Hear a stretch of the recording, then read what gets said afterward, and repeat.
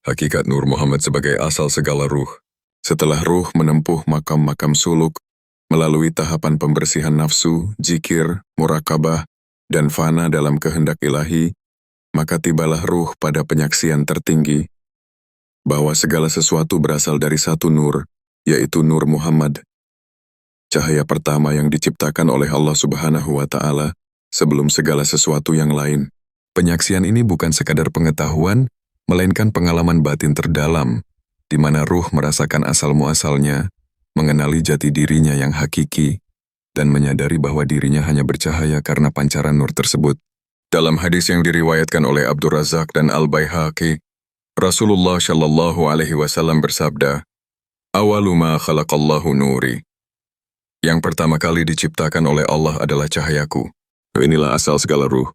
Sebelum ruh-ruh ditiupkan ke dalam jasad, mereka telah ada dalam alam azali, dalam keadaan menyaksikan tauhid dan bertumpu pada satu cahaya agung, Nur Muhammad.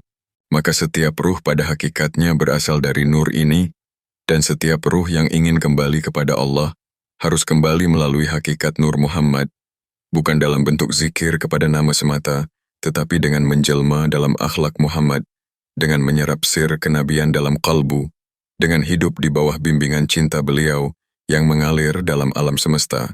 Nur Muhammad bukanlah makhluk biasa. Ia adalah tajalli pertama dari cahaya ilahiyah yang tidak menciptakan tetapi diciptakan untuk memantulkan kesempurnaan. Ia adalah tajasud sifat Jamal dan Jalal, sekaligus pintu menuju penyaksian terhadap Allah. Allah tidak dapat dilihat secara langsung oleh mata atau akal, tetapi bisa disaksikan dalam pancaran Nur Muhammad. Maka setiap ruh yang telah sempurna suluknya akan menyaksikan hakikat ini, bukan dengan bayangan, tetapi dengan zauk, rasa batin yang halus dan dalam. Firman Allah dalam surah An-Najm ayat 3 dan 4 menyatakan, "Wa ma yantiqu 'anil hawa, in huwa illa wah'an yuha." Artinya, dan dia tidak berkata menurut hawa nafsunya, apa yang disampaikannya adalah wahyu yang diwahyukan. Dalam makam ini, salik tidak lagi belajar melalui kata, tetapi melalui fana fi Rasul, yaitu lenyap dalam kepribadian kenabian, meneladani semua yang dicintai dan dibenci oleh Rasulullah Shallallahu Alaihi Wasallam. Ia hidup, merasa, dan berpikir sebagaimana Nabi, bukan sebagai imitasi, tetapi sebagai penghayatan hakikat, Nur Muhammad, dan pusat sir ruhani. Ketika ruh menyadari bahwa dirinya berasal dari Nur Muhammad, ia akan mulai menyaksikan bahwa semua makhluk dan alam semesta hanyalah manifestasi dari percikan nur itu. Gunung, laut, bintang, bahkan ruh para nabi dan wali, semuanya berasal dari pusat cahaya yang sama. Disinilah ruh akan menyatu dengan seluruh makhluk, bukan secara jasad, tetapi dalam kesadaran tauhid makhluk, menyadari bahwa semua berasal darinya dan menuju kepadanya melalui cahaya Muhammad. Firman Allah dalam surah Al-Ahzab ayat 40, "Ma kana Muhammadun aba'a ahadin min rijalikum, walakin Rasulallahi wa khatamal nabiyyin." Artinya, Muhammad itu bukanlah bapak dari salah seorang laki-laki di antara kamu, tetapi dia adalah utusan Allah dan penutup para nabi. Penutup ini bukan hanya dalam kenabian lahir, tetapi juga dalam makna batin sebagai penutup jalan pencarian makrifat. Tidak ada jalan menuju Allah kecuali melalui jalur nur ini, baik dengan meneladani sunnah beliau secara zahir, maupun menapaki jejak ruhani beliau dalam suluk batin. Makam Sir Nurani, makam penampung cahaya ilahiyah.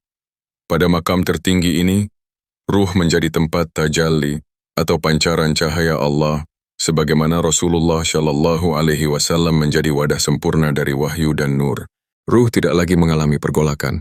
Tidak ada lagi konflik antara kehendak batin dan lahir, karena semuanya telah menyatu dalam kehendak Allah. Ruh menjadi jernih seperti air, mengalir tanpa bentuk, tetapi mampu menampung bentuk apapun yang dikehendaki Allah.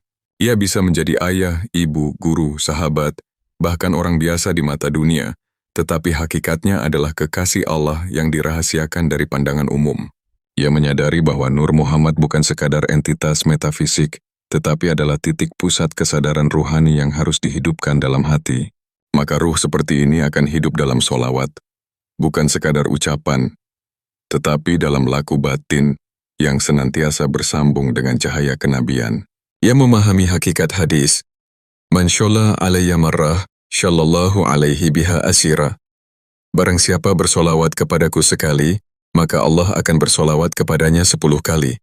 Sholawat bukan hanya pujian, tetapi pembuka pintu tajalli ruhani, di mana ruh dapat terhubung langsung dengan warisan Nur Muhammad dan disinari dengan cahaya tauhid yang hakiki. Kembali ke Allah lewat Nur Muhammad. Pada puncaknya, ruh yang telah mengenal dan menyatu dengan hakikat Nur Muhammad akan kembali kepada Allah dengan mengenalnya, sebagaimana dikenalkan oleh nurnya. Ia telah menyaksikan bahwa semua jalan menuju Allah harus melewati cermin Muhammad. Tidak ada jalan langsung. Karena tanpa nur tersebut, pandangan ruh akan terbakar oleh keagungan zat. Nur Muhammad adalah hijab sekaligus jembatan.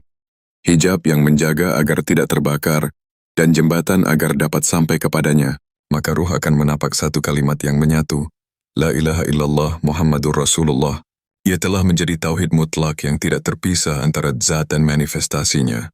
Muhammad adalah jalan dan Allah adalah tujuan. Dan ruh tidak akan bisa menyentuh hakikat tujuan tanpa melalui hakikat jalan. Sebagaimana dikatakan oleh para arif, awaluddin makrifatullah dan awal makrifatullah adalah makrifat Nur Muhammad. Karena tanpa mengenal cahayanya, tak seorang pun mengenal Allah.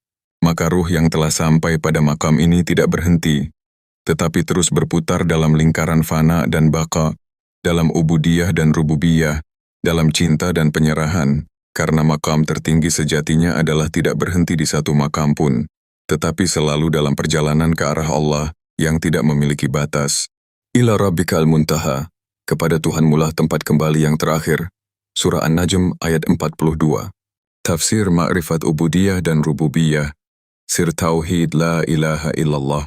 Setelah ruh menyaksikan hakikat Nur Muhammad sebagai asal segala cahaya ruhani, maka pemahaman tentang ubudiyah, penghambaan mutlak, dan rububiyah, ketuhanan mutlak, menjadi tajalli yang tak terpisahkan.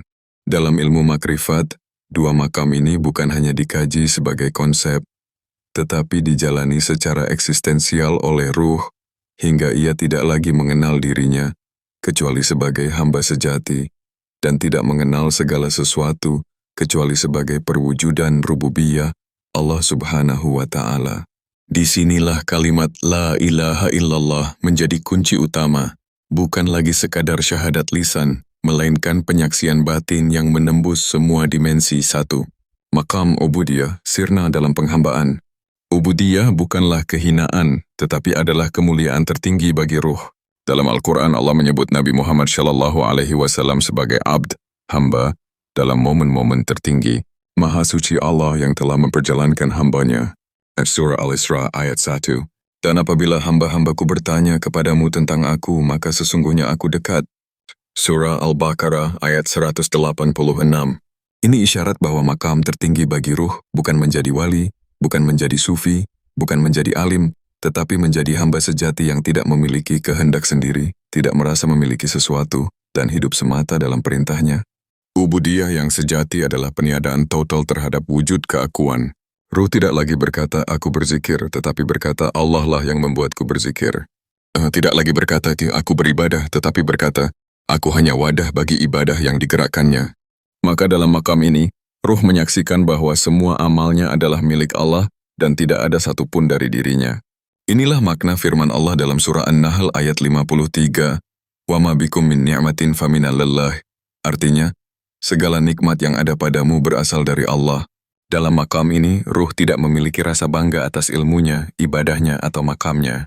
Ia justru merasa takut bahwa semua itu hanyalah ujian, bukan pertanda kedekatan. Sebab, semakin tinggi makam, semakin dalam kekhawatiran bahwa amalnya ditolak. Ia takut syirik tersembunyi, yaitu menyandarkan amal kepada dirinya, bukan kepada Allah.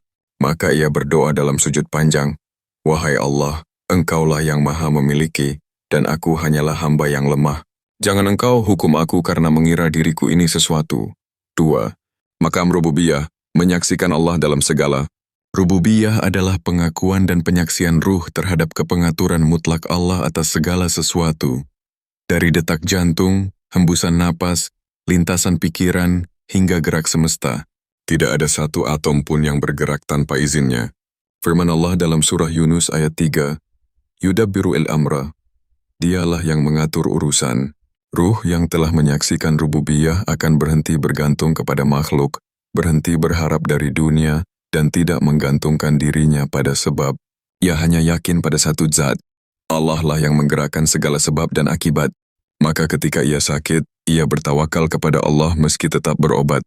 Ketika ia ditimpa kesulitan, ia mengadukan hanya kepada Allah.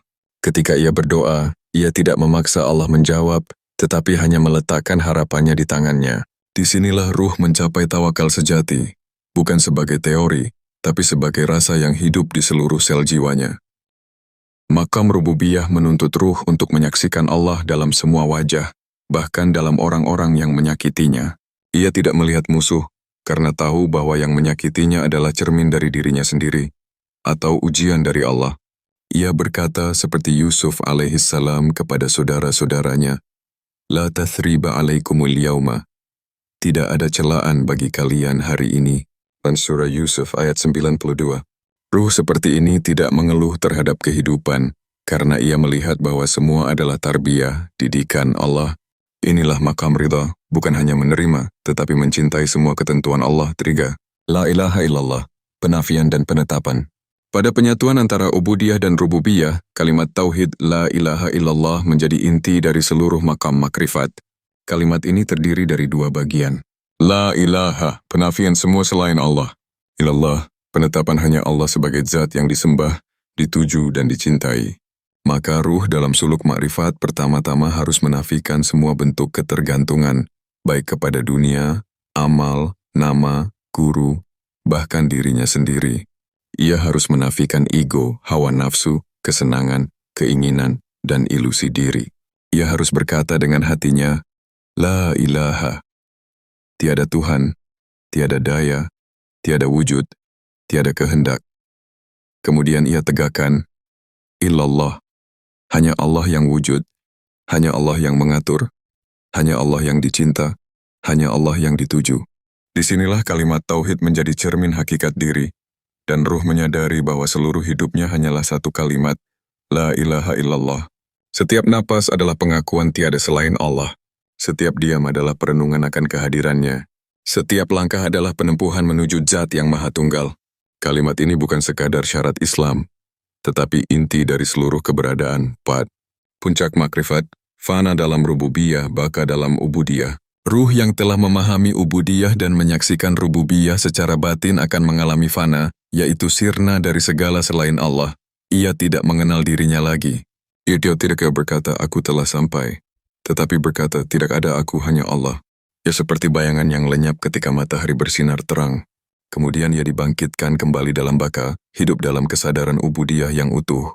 Ia melayani makhluk, berdakwah, tersenyum, menangis bersama manusia, tetapi hatinya hanya bersama Allah. Inilah rahasia perjalanan ruh. Dari nur kepada sir, dari sir kepada ubudiyah, dari ubudiyah kepada rububiyah, dari tauhid kepada makrifat, dan dari makrifat kepada pengakuan total bahwa hanya Allah lah yang ada dan nyata.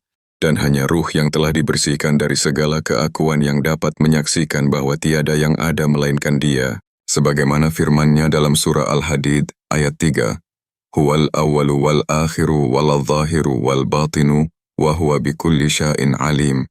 Artinya, Dialah yang awal dan yang akhir, yang zahir dan yang batin, dan Dia maha mengetahui segala sesuatu.